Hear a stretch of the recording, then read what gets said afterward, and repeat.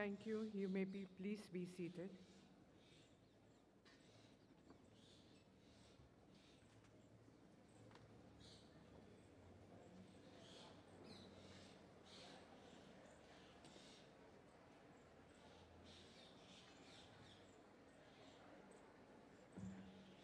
A very good morning to one and all present here. I'm Anita Hiranandani, Registrar of the University.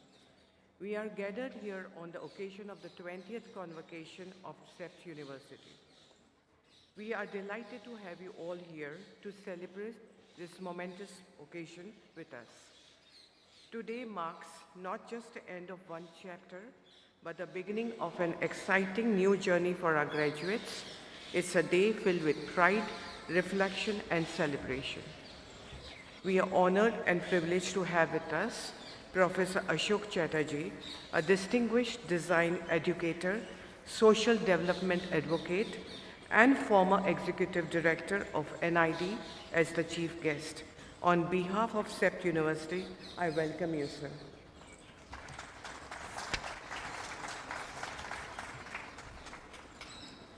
I warmly welcome Shri Sanjay Bhai Lalbai, the respective chairman of the university. A visionary leader, Shri Sanjay Bhai has consistently guided the university in its steadfast pursuit of excellence. His keen personal interest, unwavering support, and continued investment in the university's welfare and success have strengthened all our endeavors. Welcome, sir.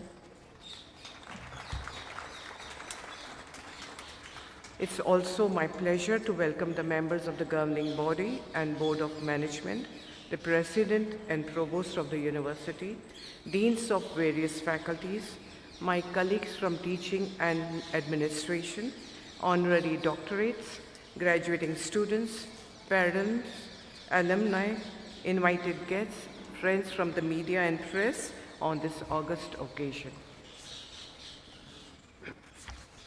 Before the formal proceedings commence, I hereby declare the 20th Convocation open.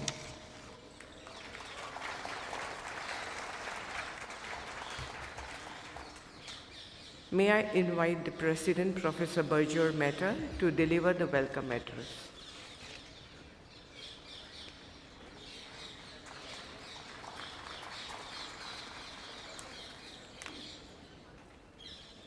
Good morning. A very warm welcome to everyone here, as well as those joining us online for CEPT University's 20th Convocation in the 64th year since our first school was established. As you can imagine, for CEPT University, every convocation is a day of celebration, as it reaffirms our sustained commitment to excellence in the professions of architecture, planning, technology, design, and management. Today we celebrate the achievements of 589 students, one earning a Doctor of Philosophy degree, 392 receiving postgraduate degrees, and 196 undergraduate degrees. And I am not sure how many parrots are also graduating today. Additionally, 45 meritorious students will be recognized with university awards of proficiency. Congratulations to all of you on this well-deserved recognition of your efforts. All of us at CEPT University should be proud to note that we have been reconfirmed as a Center of Excellence by the Government of Gujarat for the next 6 years. Additionally, CEPT remains the only private university in the country to feature in the top 10 of the NIRF rankings in the fields of architecture and planning. And we are also the only university from the state of Gujarat to feature in the top 10 in any category in the national rankings.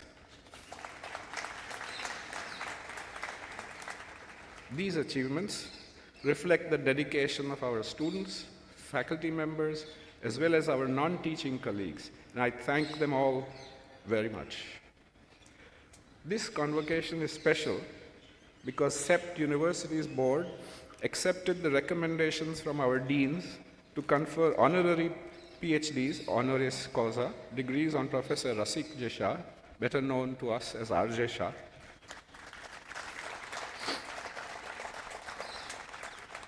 and Professor Vidyadhar K. Phatak, better known to us as Phatak Sahib. Two highly distinguished professionals. Allow me to introduce them. Professor R.J. Shah, Ashoke Chatterjee, is a distinguished structural engineer, educator, and consultant whose long career spans teaching, professional practice, and research. He has had a profound impact on architectural and engineering education at CEPT University, making significant contributions through his professional practice in structural engineering. He taught me, and I'm ever grateful for that. Professor R.J. Shah started teaching at the School of Architecture, CEPT University in the mid-60s. He pioneered hands-on teaching methods for architecture students, emphasizing physical models, on-site visits, case studies, and the use of sketches to understand construction details, rather than relying solely on a lecture-based model of learning. He was instrumental in establishing courses such as construction failure and repair and rehabilitation of structures. He also played a vital role in designing the postgraduate program in structural engineering design at CEPT University. Professor Shah has meticulously preserved documentation of case studies of heritage structures conducted by his students and as part of his coursework, and has donated the entire collection to the CEPT archives, where it will remain an invaluable resource for generations. Thank you very much, Shah Sahib. Let me move to Mr. Vidyadhar K. Phatak. As I said, Phatak Sahib is one of India's distinguished urban planners with over 5 decades of experience spanning the public sector, consultancy, and academia. He is widely respected for his contribution to urban development, policy formulation, and planning education. His work has played a pivotal role in shaping Mumbai's urban landscape and influencing planning practice and policy across India. Mr. Phatak also served as Dean of the Faculty of Planning at CEPT University from 2016 to 2019. In that role, he was instrumental in restructuring the planning programs at CEPT, ensuring that academic offerings are aligned with the evolving challenges and professional demands of urban planning. He further contributed to educational and policy discourse as the Executive Director of the Center for Urban Land and Real Estate Policy, now called the Center for Urban Planning and Policy at CEPT, blending academic inquiry with real-world challenges. Our students continue to excel in their areas of study. In 2025, students from across our faculties won 16 major international and national awards.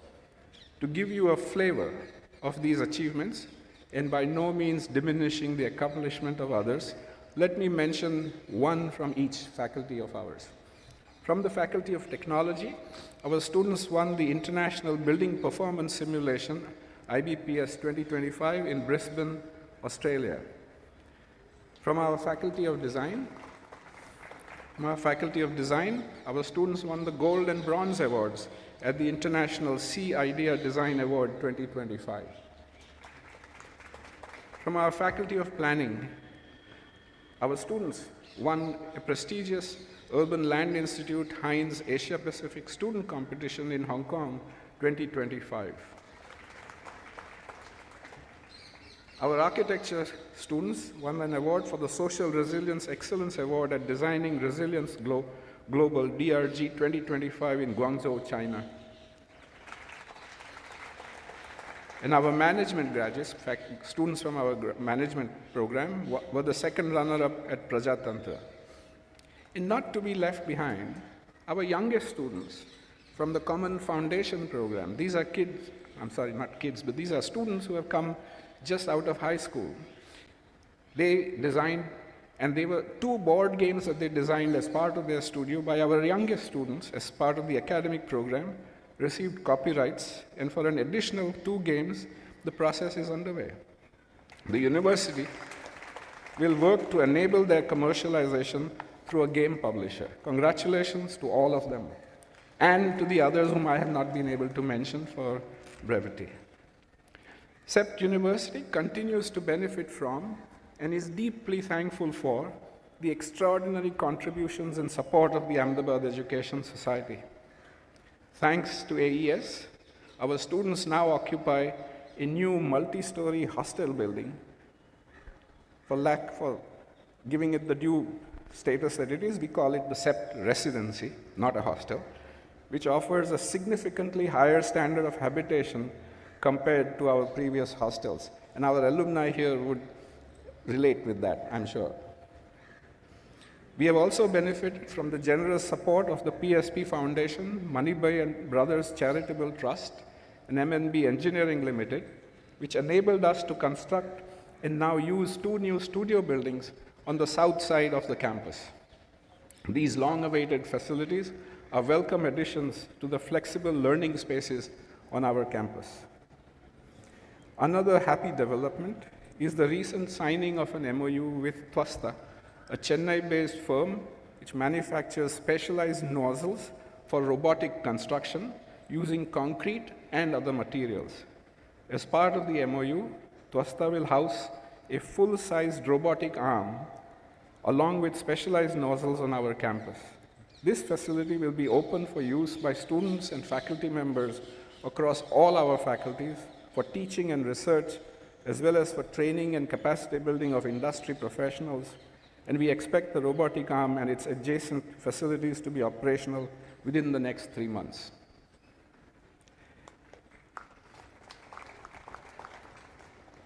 This is also an opportune moment to announce that starting July 2026, CEPT University will commence offering a new Master of Business in Real Estate through our Faculty of Management. This program recognizes the growing need for professionals capable of steering the rapidly expanding formal real estate sector in the country. CEPT is well positioned to deliver high-quality education in this emerging field, drawing on our long-standing strengths in architecture, urban planning and design, structural engineering, construction and project management, and urban management. The new program will provide opportunities for students from a diverse undergraduate backgrounds to build careers in the market-facing production of the built environment. We will also take this opportunity to begin offering a Master of Business degree to students of our urban management program. And to close, let me thank each parent and guardian of our current and graduating students for the trust they have placed in CEPT University. To our graduating students, as you step into the world beyond this campus, we urge you to carry forward CEPT's values of curiosity, responsibility, and excellence.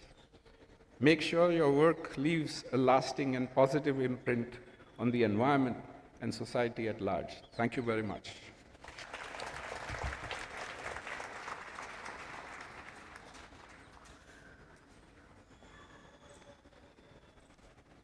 Thank you, sir, for the enlightening address. I now invite Shri Sanjay Bhai Lalbhai, Chairman of the University, to come forward and address the gathering.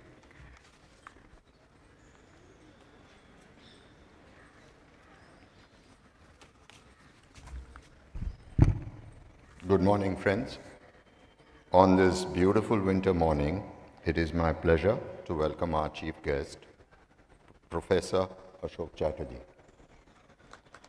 I also welcome Mr. Bajor Mehta, President of the University, Provost Dr. Tridip Surud, Deans of various faculties, members of the governing body and Board of Management, faculty members, members of administration, my dear graduating students and their family members, alumni, invited guests and friends from press and media.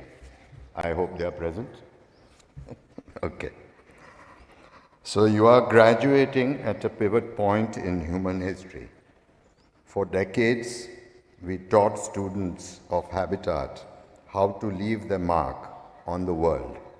But today, the world is asking you to do something far more difficult, to help them breathe. You are no longer just architects, planners, or technologists. You are the scenario planners for a species that is learning to live within its means.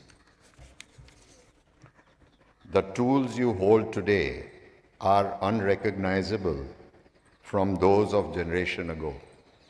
You are a class to enter the workforce where artificial intelligence is not a futuristic concept, but a primary collaborator.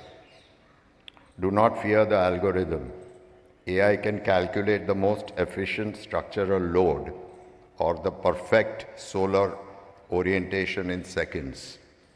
But AI cannot understand the way a morning shadow feels in a courtyard, or how a park can anchor the soul of a neighborhood. Use AI to handle the data so you can focus on the humanity. We need you to be the moral compass for the machine. The era of extractive architecture is over. The materials you specify in your first projects will define our climate legacy. You will work with carbon-negative concrete, with wood that is transparent, and with bricks grown from fungi. We are moving from sustainability, which is simply trying to do less harm, to regenerative design. Your goal is to design buildings that act like trees, structures that purify the air, harvest their own water, and generate more energy than they consume. You are moving from being builders of boxes to stewards of ecosystems. The way we build is also changing. The days of messy, multi-year construction sites are giving way to the precision of the factory. You will see 3D printed communities and modular skyscrapers assembled with the speed and accuracy of a digital file. But with this speed comes a great responsibility. Just because we can build faster doesn't mean we should think less. In a world of fast construction, your challenge is to ensure we do not create disposable architecture. Build for the next 100 years, even if it's assembled in 100 days. To the planners amongst you, the cities you inherit are being redefined.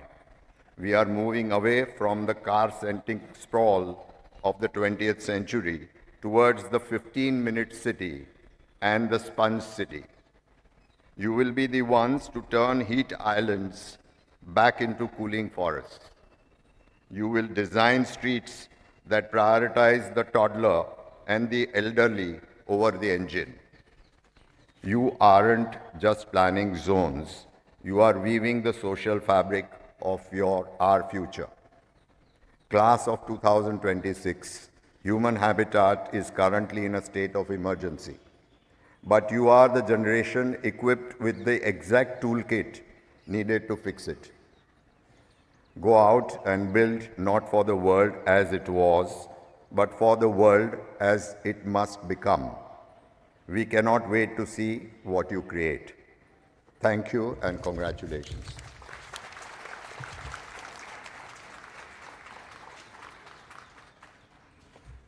Thank you, sir, for your profound and encouraging address. It's my privilege to request our chief guest this morning, Professor Ashoke Chatterjee, to deliver the convocation address. Sir.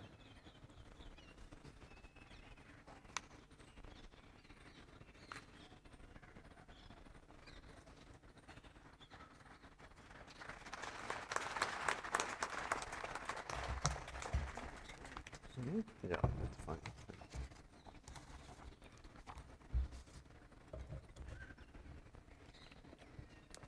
Chairman Sanjay Bhai, President Mehta, Tridip, friends, After listening to Sanjay Bhai's comment about where architecture is going, I feel even more incompetent than when I first got this invitation to speak to you, because I'm neither an architect nor have I ever spent any time learning the skills that we have here today. So what can I possibly share with you that might make some sense to the graduating class of 2026? I like to think of a small miniature that has hung in the home from my grandfather's time to now, over 4 generations. It's a miniature painting on ivory of the Taj Mahal. And in a corner is the great builder, Shah Jahan, the love of his life, Mumtaz Mahal, and somewhere in another little corner, there's the great Akbar. I often wonder why my grandfather treasured this item, because it's been an heirloom which has come down for 4 generations. And I like to think of it as a kind of statement that he may have wanted to make about quality, about beauty, and about a symbol of quality and a symbol of beauty that represents worldwide the pinnacle of achievement for those of us who are related to design. I first saw the Taj Mahal at the age of 7. My father was posted in Agra, and those were the war years. And someone had the incredibly foolish idea that the Taj should be covered with some kind of scaffolding so that the Japanese wouldn't see it. It didn't work, of course, but my memories are hazy.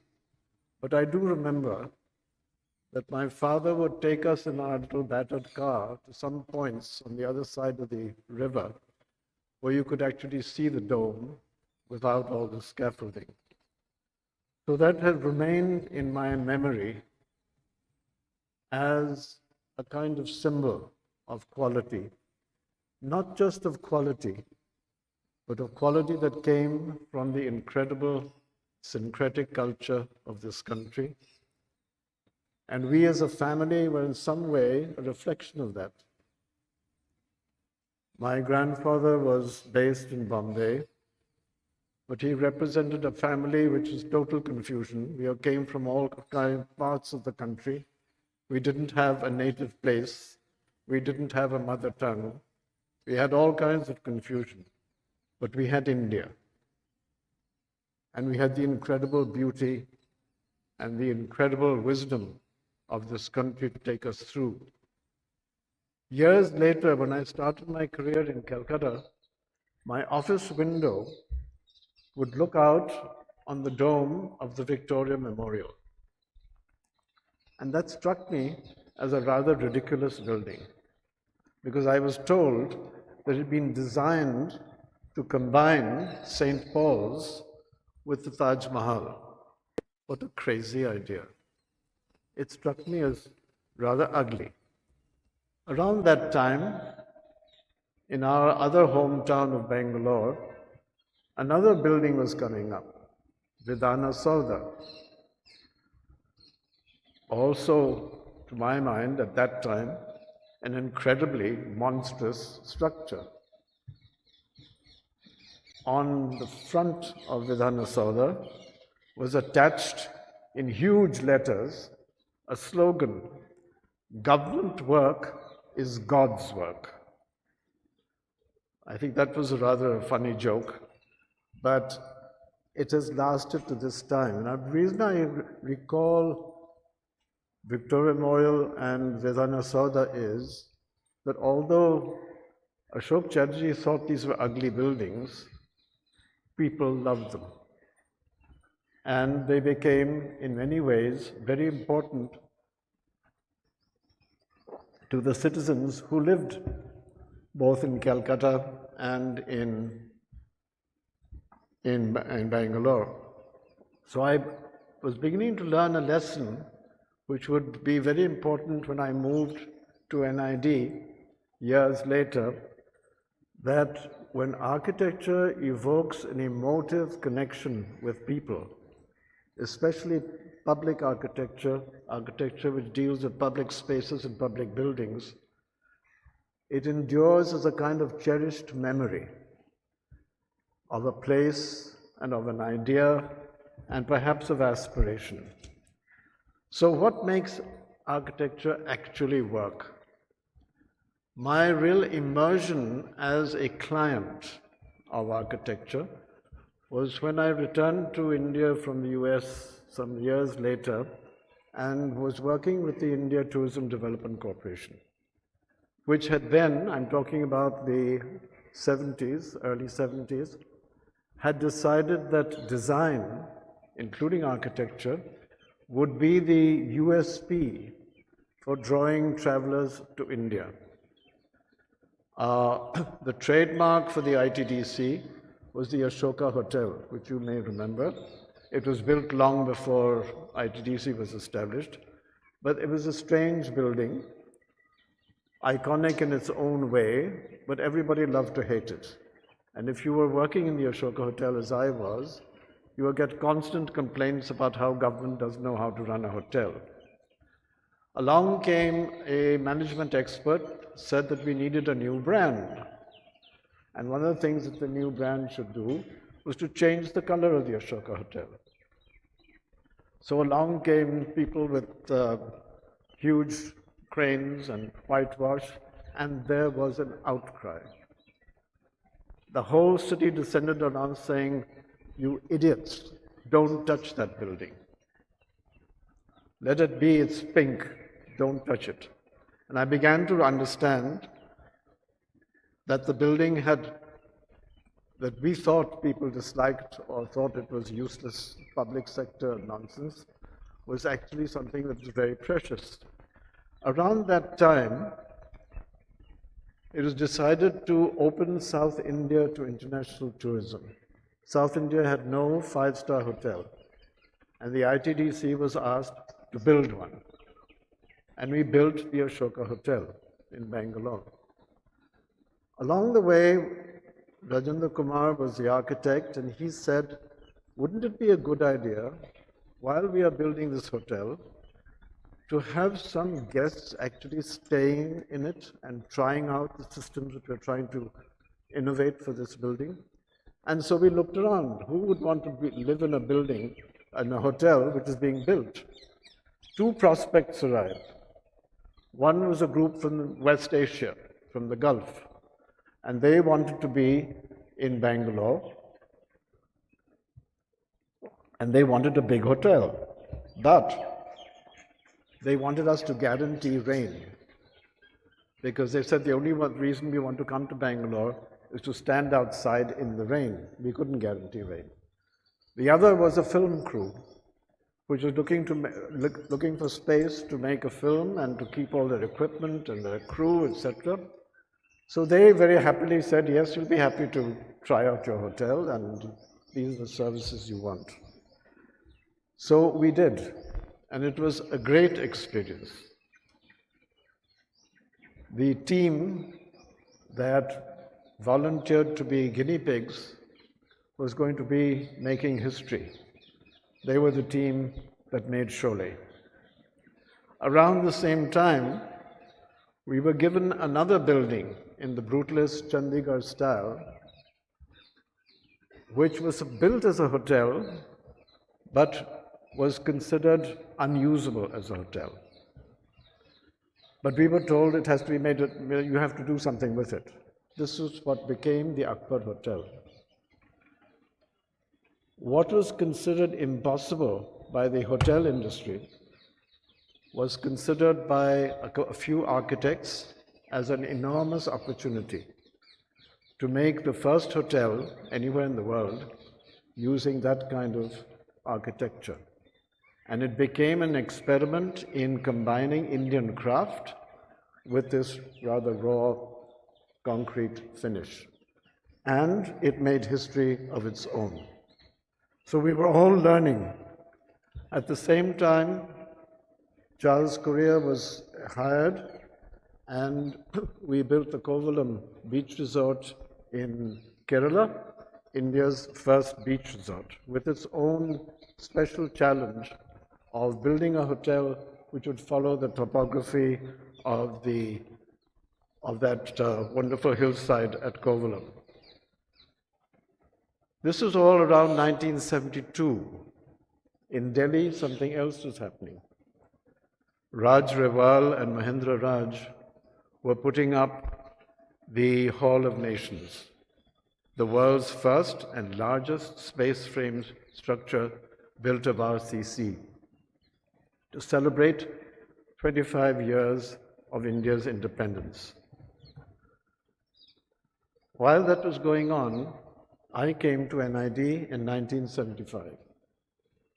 And one of the first things that I was told, in fact, I was told this on the day of my arrival, that this building, designed by Giras Sarabhai, the disciple of Frank Lloyd Wright, is a great building.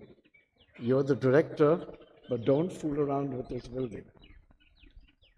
Okay, I was also told that it's on stilts because of the flood threat, and administrators, including the director, are on the ground floor.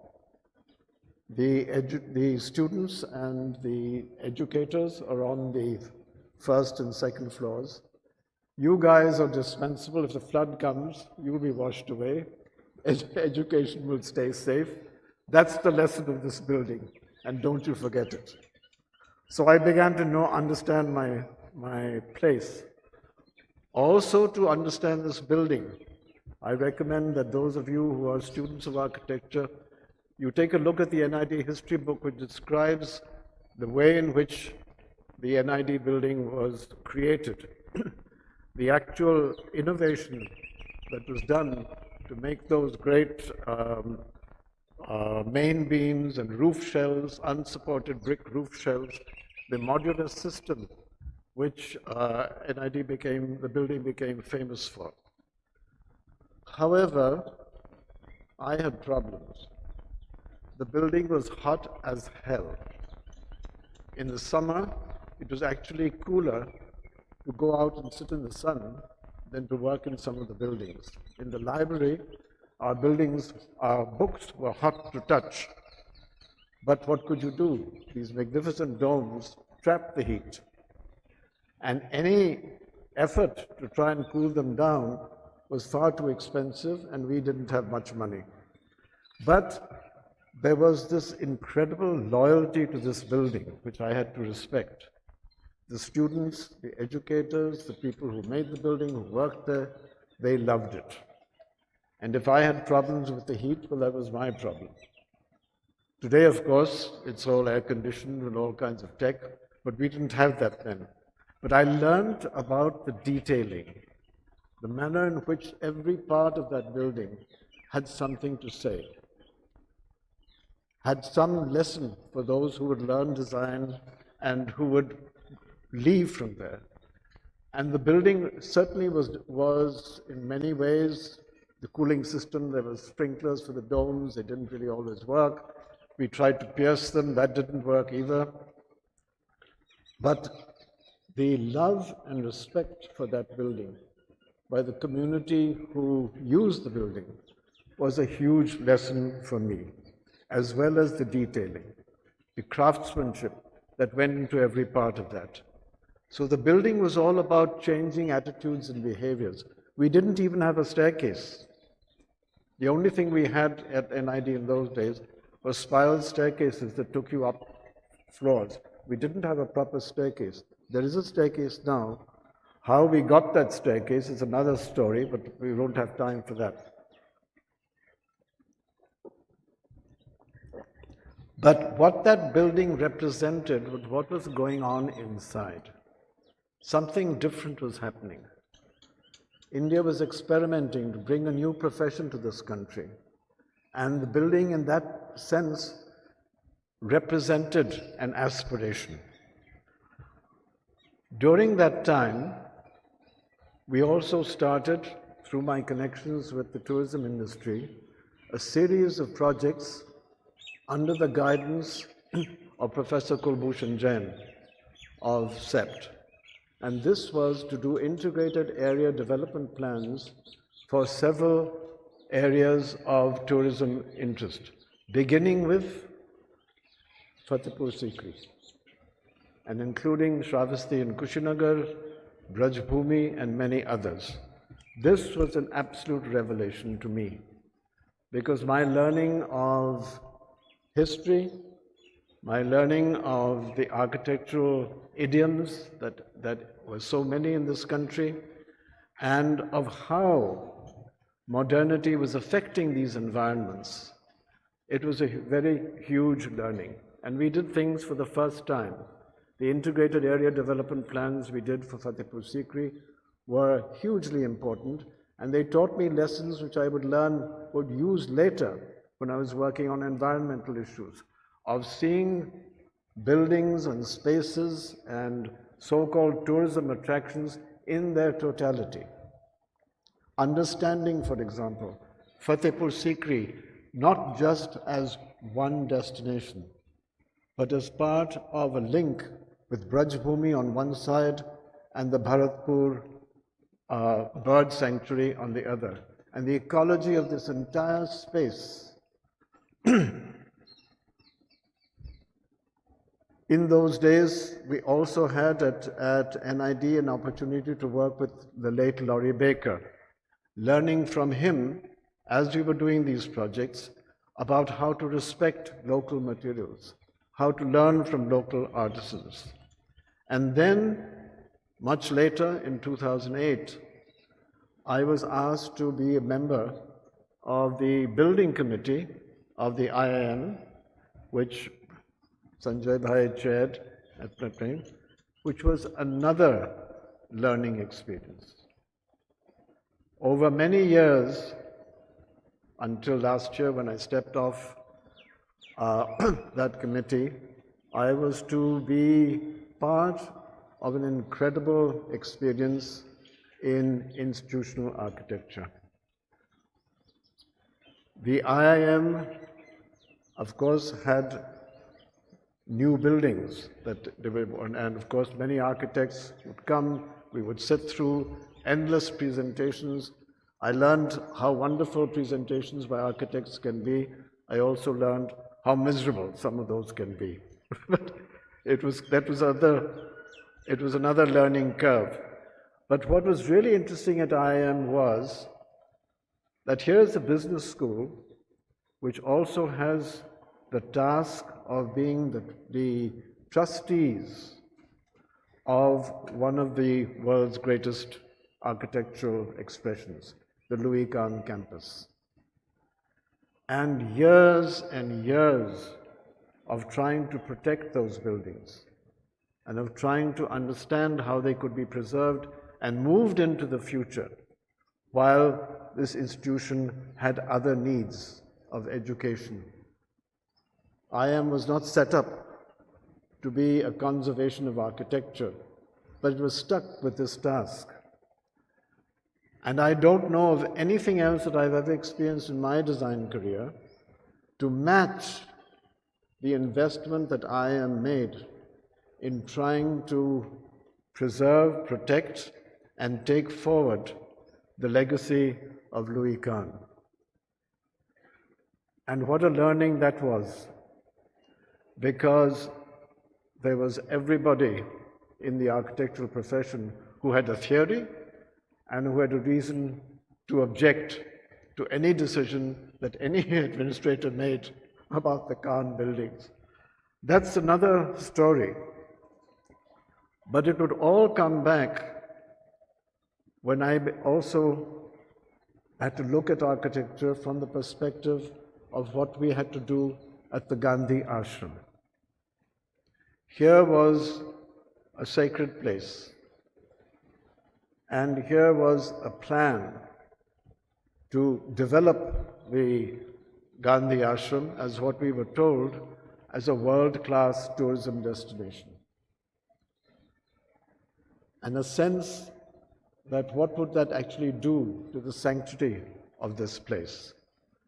There isn't time to go into that whole project, but it is something of a huge learning of how to understand a space, how to protect the spirit of that space, and how to cope with the demands of change. In the course of this, what have we learned? In 2017, stealthily at night, bulldozers were brought in and the Hall of Nations was torn down. A building which had been recognized by the Museum of Modern Art and many other experts as a masterpiece, but was leveled. On the other hand, we were getting advice about Gandhi Ashram, which had nothing to do with Gandhiji's ethos, but was a concept of progress, world class, good infrastructure.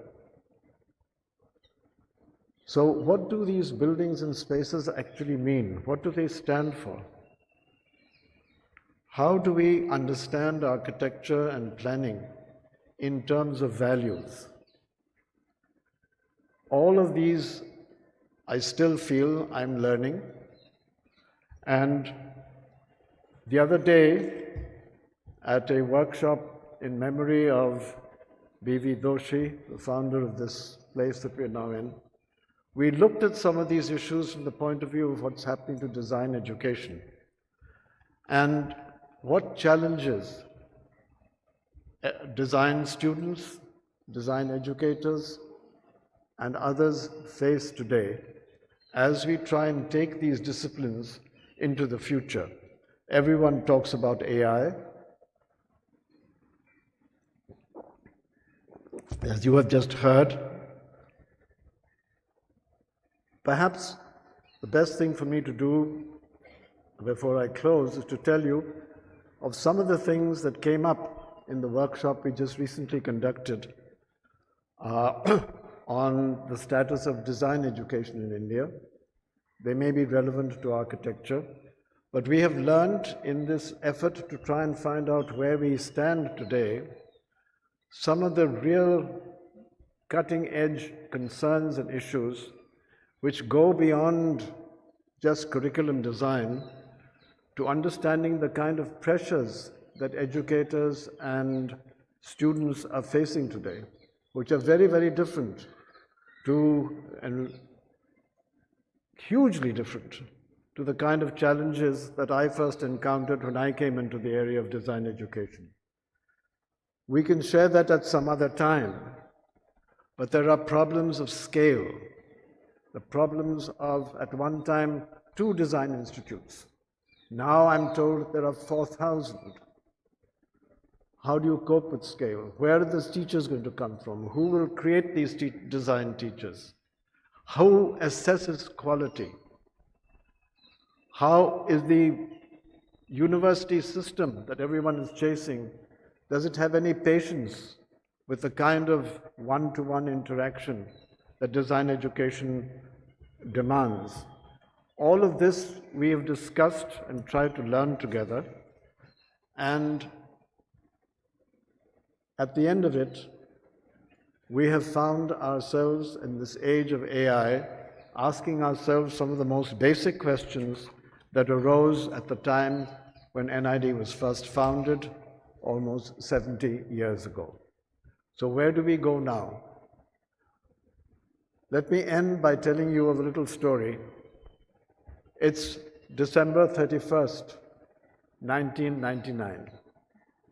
A century is ending and a new century is about to begin.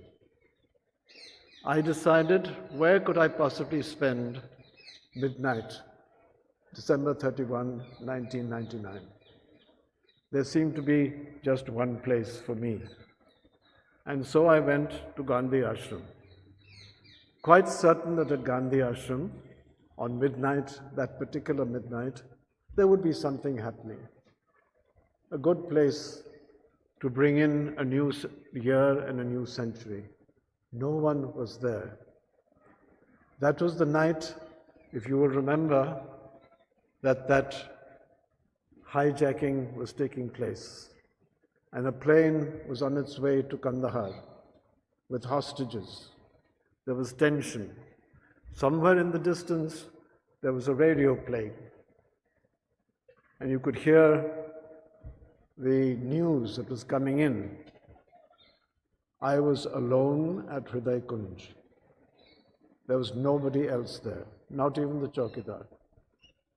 Just the sense of history, just the sense of this place, just the sense of the humanity and decency that that building represented.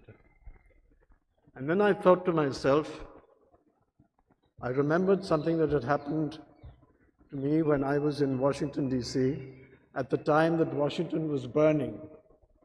Martin Luther King had been assassinated and the city was in flames. And an American journalist wrote one day that it was time for Washington to remember that Taj Mahal of humanity, of love and of peace, Mahatma Gandhi. So these things came back to me when I was thinking of what I could possibly say to you. And it's this, that at the end of the day, it's all about caring. Architecture has to be about caring. You will have to care, and you will have to take us into another generation which will do better than what my generation has done for you. Thank you.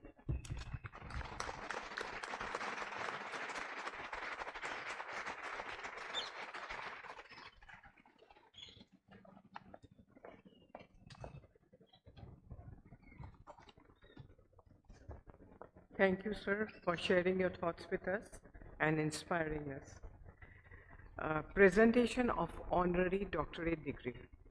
This convocation, Honorary Doctorate, is being bestowed to two veterans for outstanding accomplishments and service to the world, Professor Rasik Jesha and Professor Vidyadhar Pathak. By virtue of the authority vested in the President of University, I request the Chairman of the University that you may be pleased to graciously confer upon Professor Rasik Jesha the degree of Doctor of Philosophy, honoris causa in Civil Engineering. May I request the Dean of Technology, Professor Anand Shah, to kindly escort Professor R.J. Shah.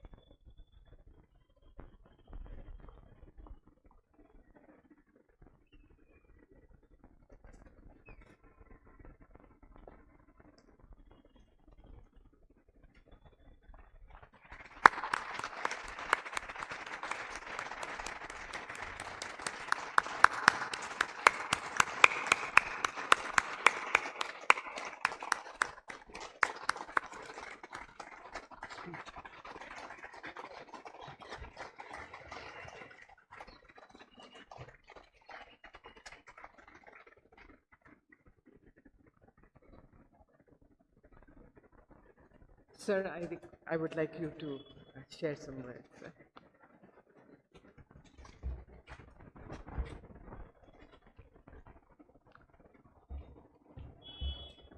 Honorary Chief Guest, Professor Chatterjee, Chairman of University, respected Shri Sanjay Bhai, Dean, my student, Bajor Mehta, other dignitaries on the dais, invited guests, my past students, friends, brothers and sisters. It is a matter of great pleasure to get an award of and the honor, an excellent honor of this nature, and that too from an institute where I was having an opportunity to work continuously for 51 years.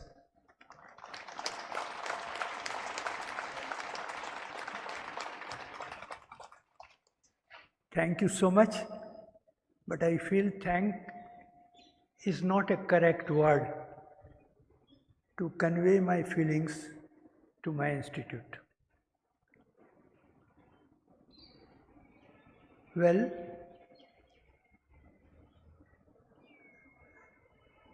the credit goes to my professors who taught me during my undergraduate program at Faculty of Technology and Engineering, MS University of Baroda, and particularly Professor Madan, Dr. S.K. Damle, and Professor Dige, all were in the Department of Structural Engineering.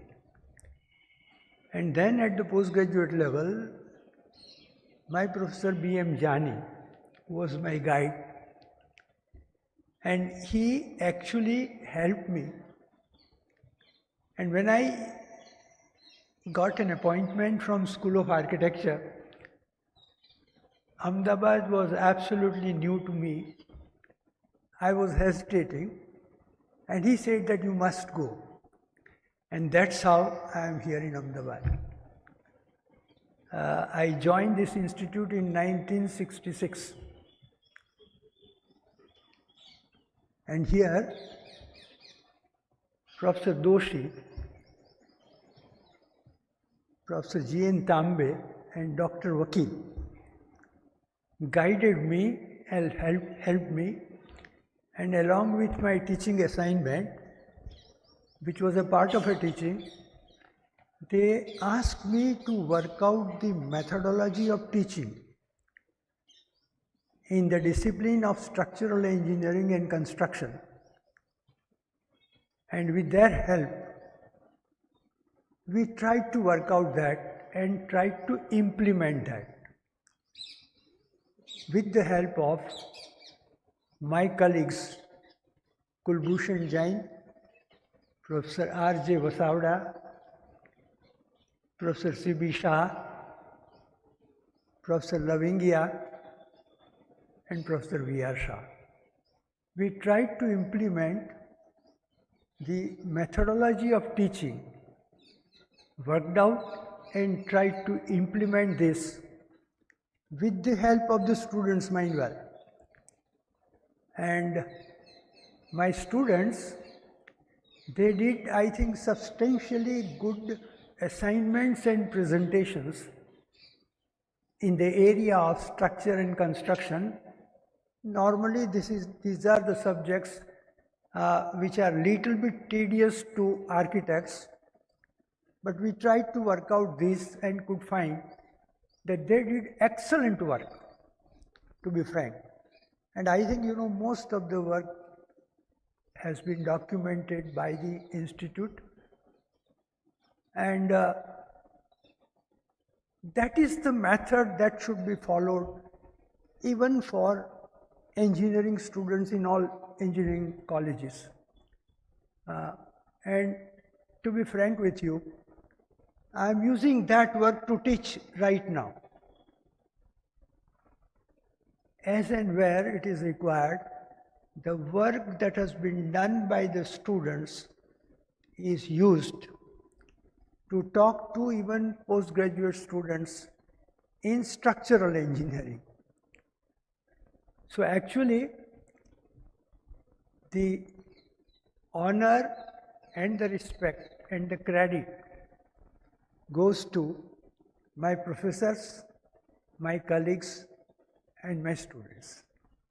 I am only the carrier of this honor, and the real credit goes to them. Thank you so much.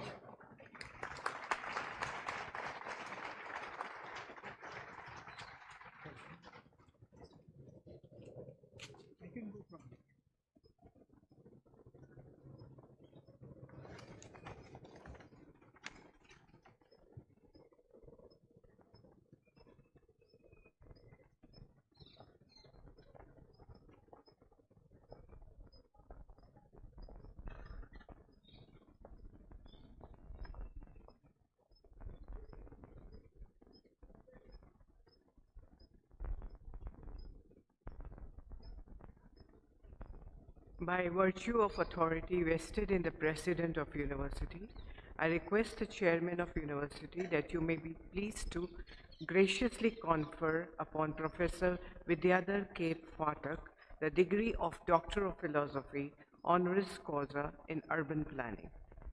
May I request the Dean of Planning, Professor Shalini Sinha, to kindly escort Professor Phatak.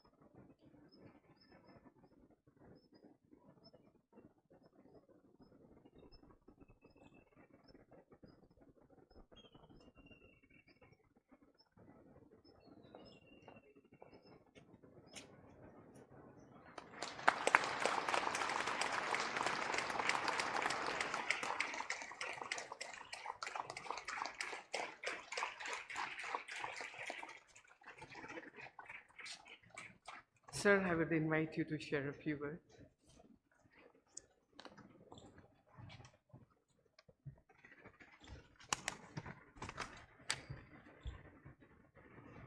Chairman of the CEPT University, Mr. Sanjay Lalbhai, members of the governing board, President of the University, Bajor Mehta, Provost, Dr.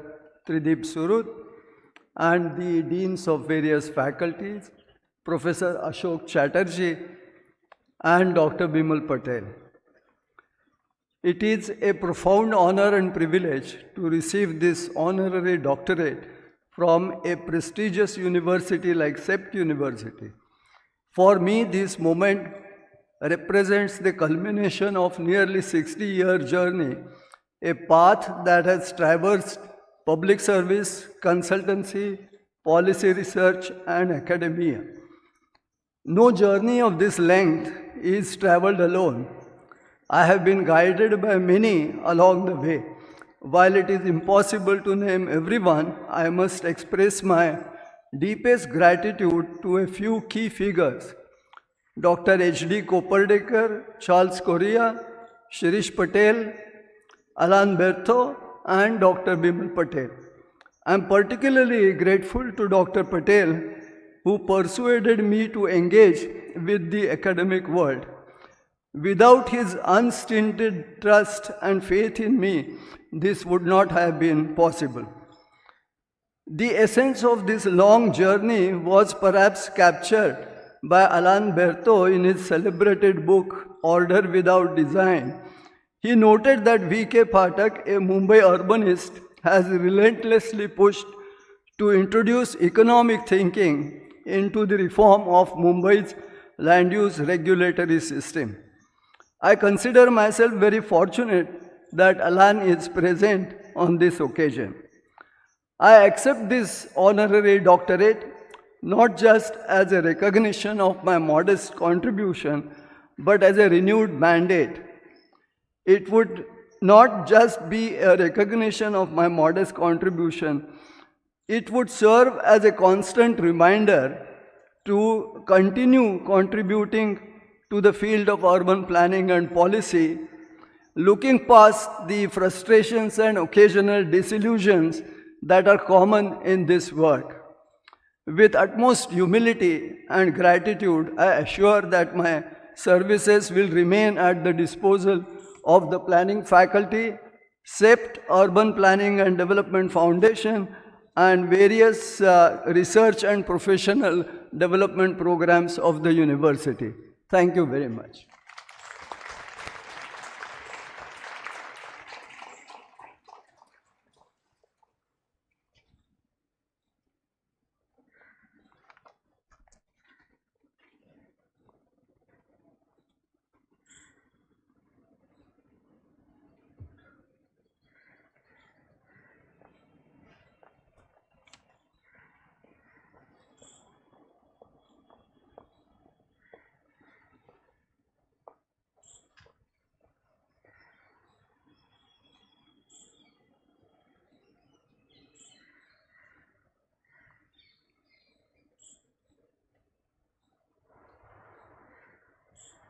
Conferral of doctoral degree. The chairman and members of the Board of Management of CEPT University, on the nomination of the Executive Council, have conferred upon the following student the degree of Doctor of Philosophy, Architecture. Ms. Priya Gupta. May I request Sri Sanjay Bhai to please confer the doctoral degree upon the graduate.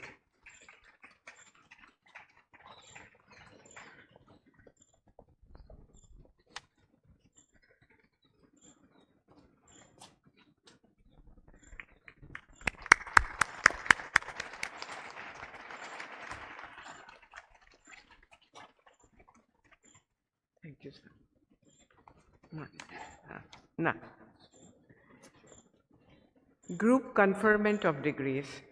Group conferment of postgraduate degrees. The chairman and members of the Board of Management of CEPT University, on the nomination of Executive Council, have conferred upon the students the postgraduate degrees in their respective disciplines. May I ask the students to stand up as I call them up. Faculty of Planning,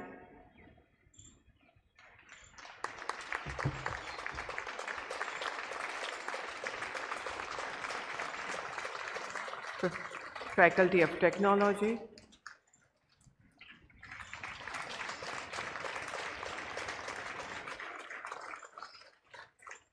Faculty of Management,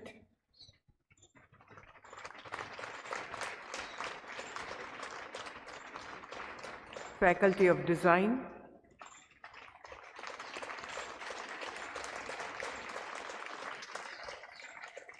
Faculty of Architecture.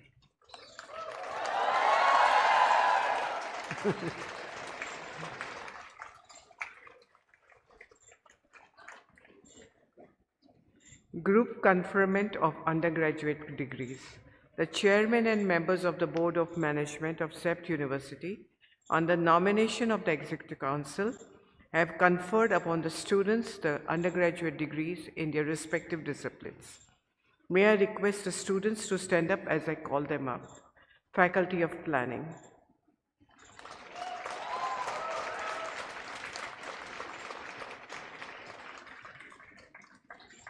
Faculty of Technology,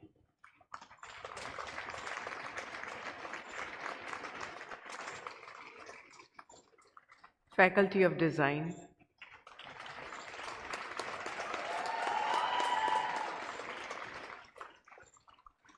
Faculty of Architecture.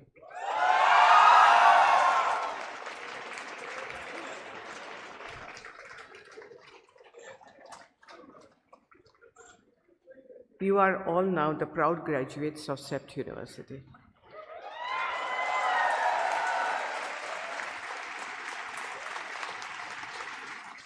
Heartiest congratulations.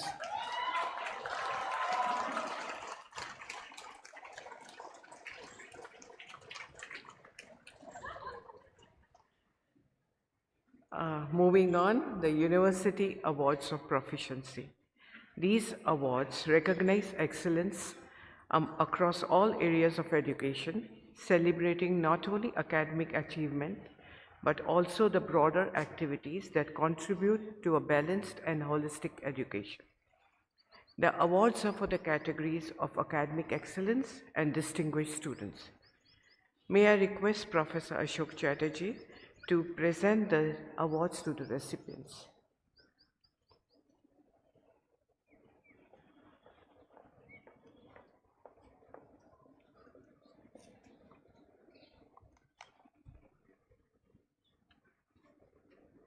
Bachelor of Architecture, Academic Excellence Award, Trisha Karthik.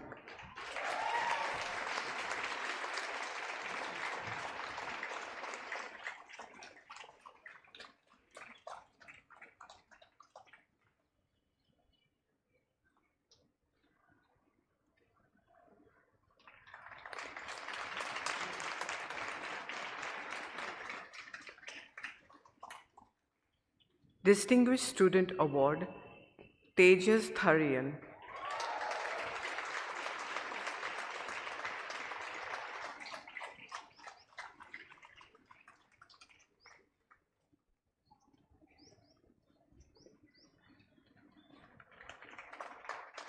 Master of Architecture, Architectural History and Research. The Academic Excellence Award goes to GM Shri Vishal.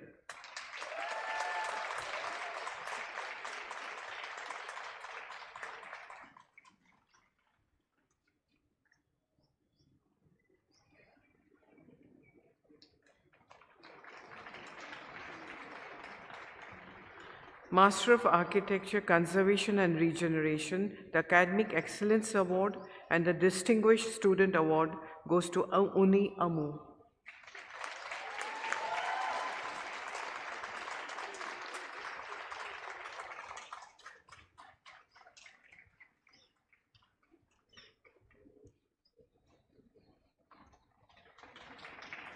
Master of Architecture, Landscape Architecture, the Academic Excellence Award goes to Nina Naseem.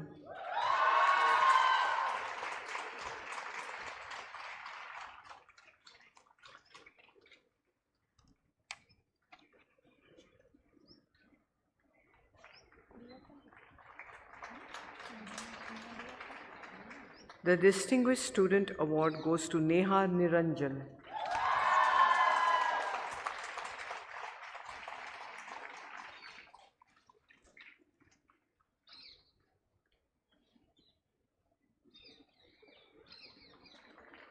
Master of Architecture, Interior Design, Academic Excellence Award, Simran Singh.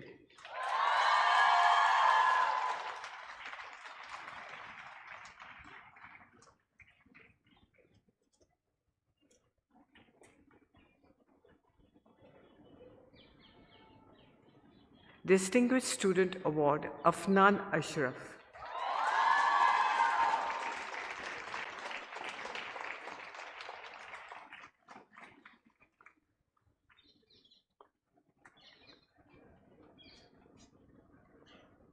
Master of Architecture, Housing Design, Academic Excellence Award, Simran Gandhi.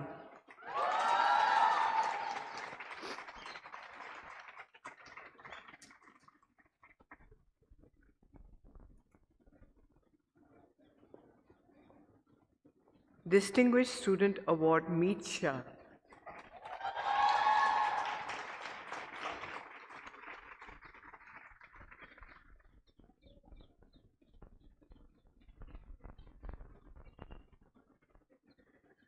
Master of Architecture, Architectural Tectonics, Academic Excellence Award, Jacob Babu.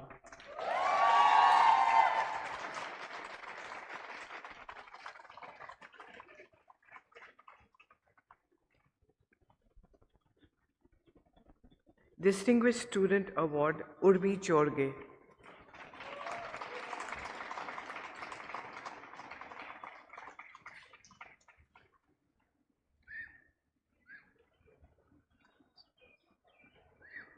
Moving on to Faculty of Design, Bachelor of Interior Design, Academic Excellence Award goes to Gayatri Arkal.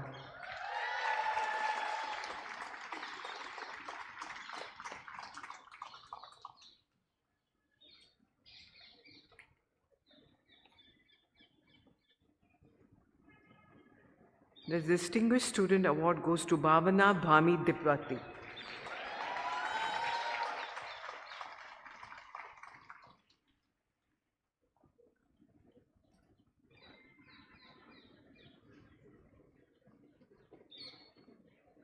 Bachelor of Design Academic Excellence Award, Kavya Khattar.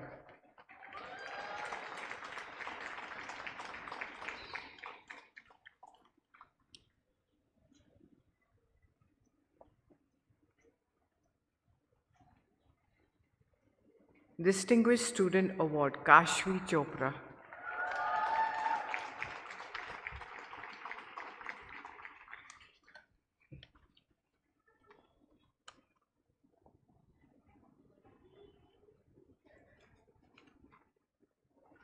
Master of Design, Furniture Design.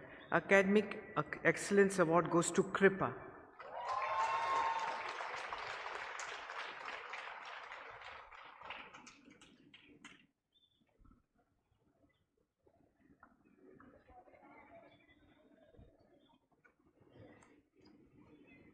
Distinguished Student Award, Somil Purohit.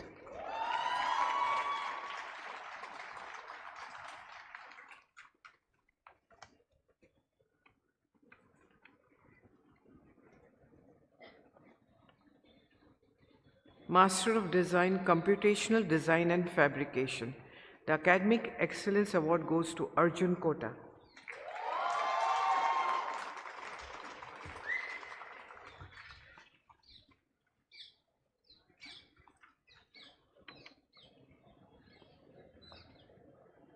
Distinguished Student Award, Sayanthan Chowdhury.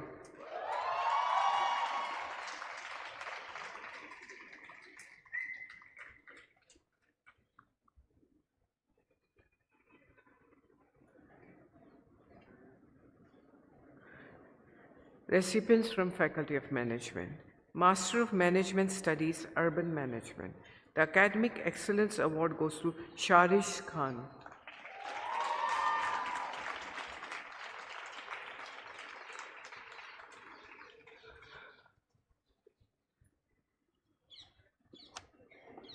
Distinguished Student Award, Darshan PR.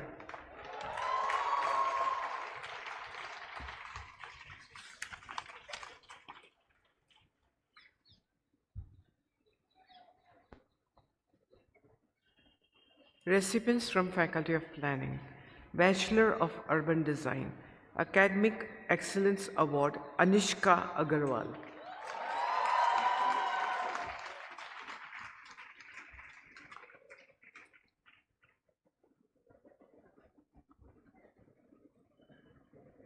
Distinguished Student Award, Nandini Dangwal.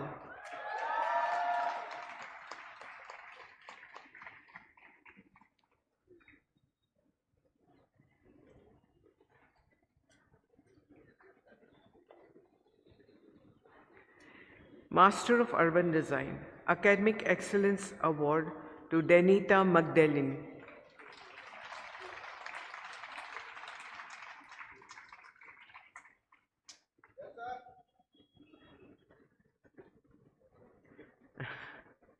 Distinguished Student Award, Pooja Pradeep.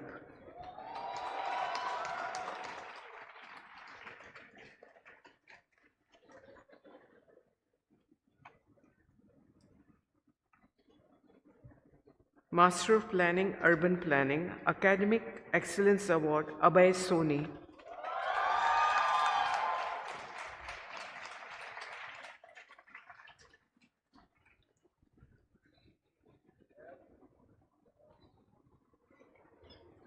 Distinguished Student Award, Anjali Sharad.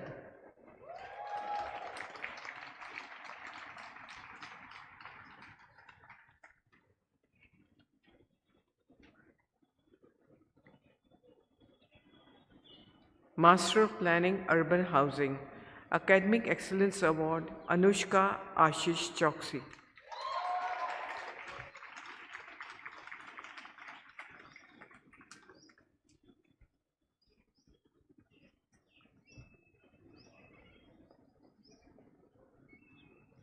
Distinguished Student Award, Sakshi Kotalwar.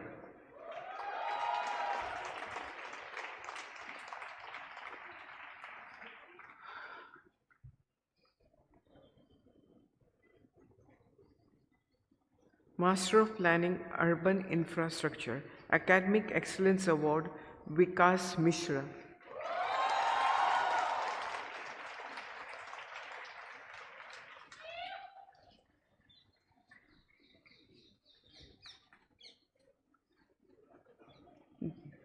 Distinguished Student Award, Yamini R.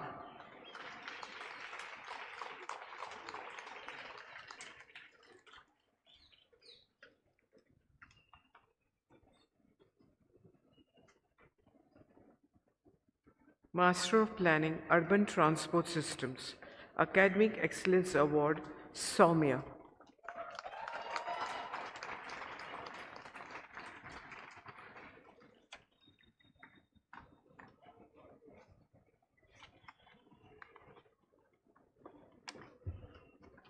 Distinguished Student Award, Priya Darshini.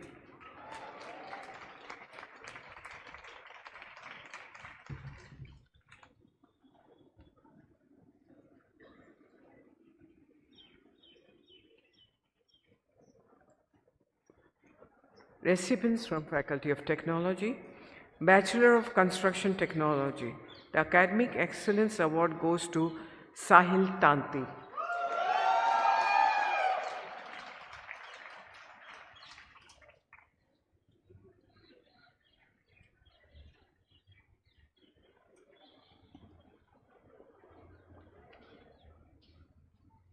The Distinguished Student Award goes to Soumitra Nachan.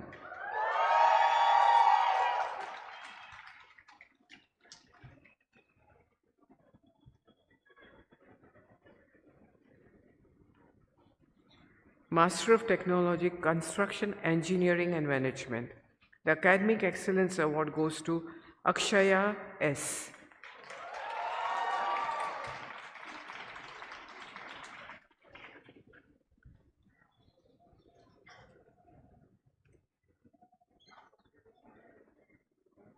Distinguished Student Award, Mayuri Verma.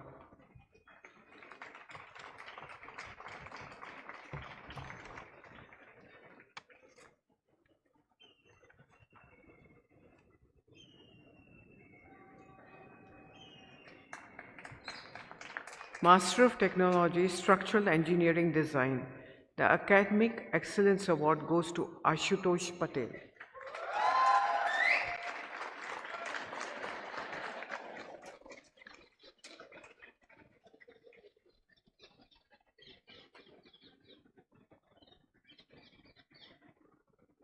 Distinguished Student Award, Pant Shah.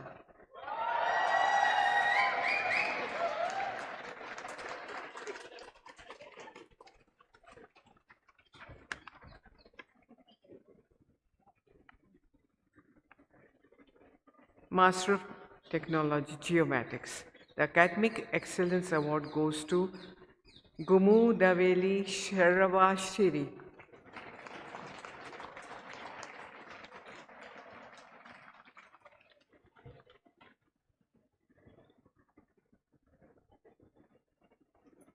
This Distinguished Student Award goes to Ajay Patel.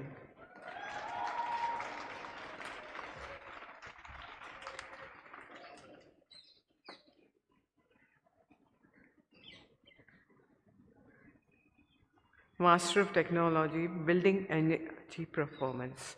Academic Excellence Award goes to Satya Shriya K.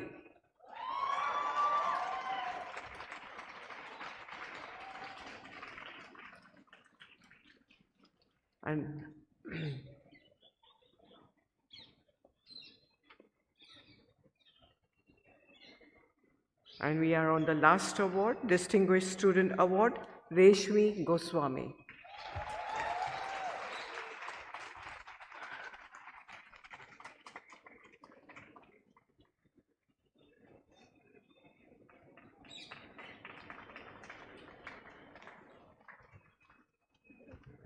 Thank you, sir.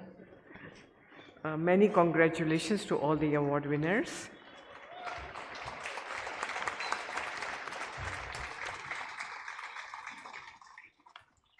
On behalf of all of us at CEPT University, we cheer all the graduates and the award winners. You have earned this moment. Take it in. Celebrate it and let it inspire you to the road ahead. Let us also acknowledge the unwavering support of families, friends, and mentors who stood beside them every step of the way. This ceremony is as much your victory as it is theirs.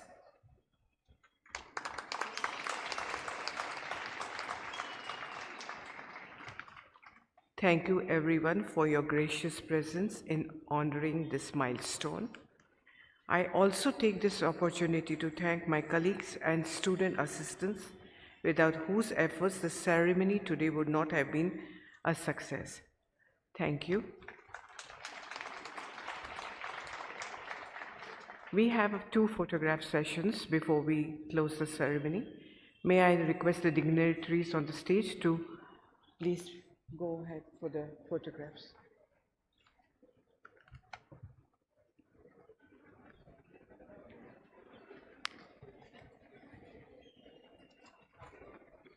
That's all. I दूसरा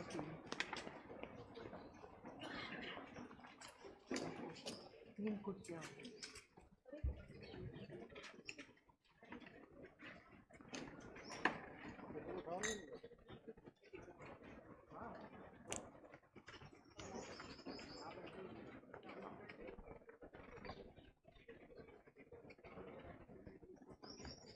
नहीं हसमुख वहाँ रहने दो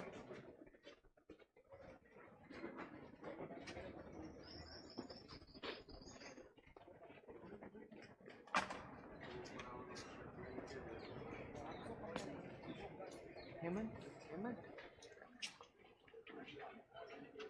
Hemant Hemant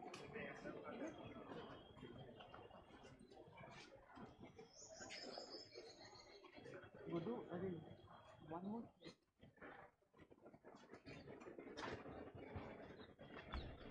May I request the honorary doctorate recipients, Professor Ajay Shah and Professor Pathak, and the doctoral graduate to please come forward for the photograph.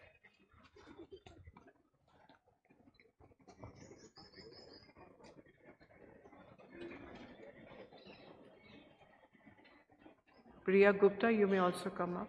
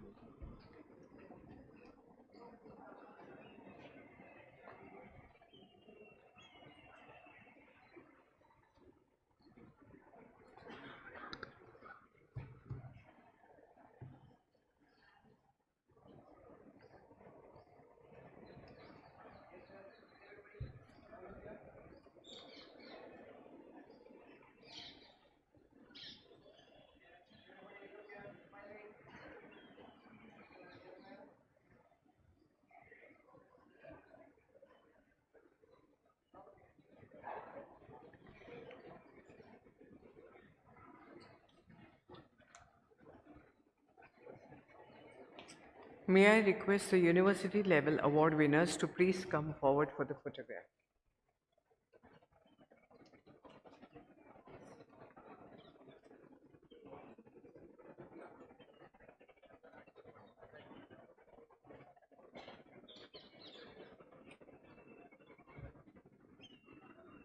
Yeah, please come forward.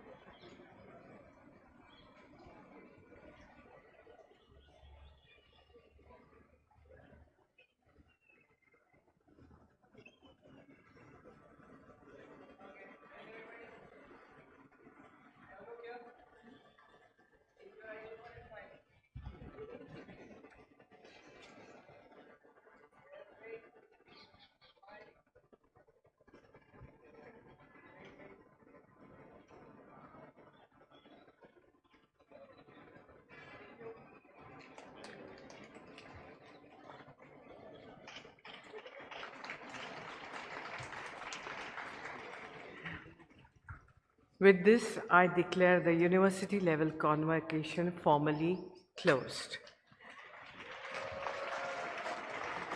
The students are now requested to proceed to their respective venue for the faculty level ceremony as I call them up. Please be seated. As I call you up, you are requested to move out that way.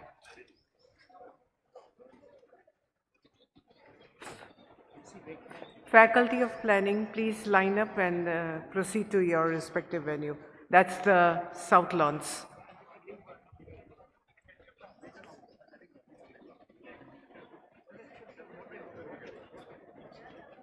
बस आप लोग तो coffee पियो आ लोगों ने card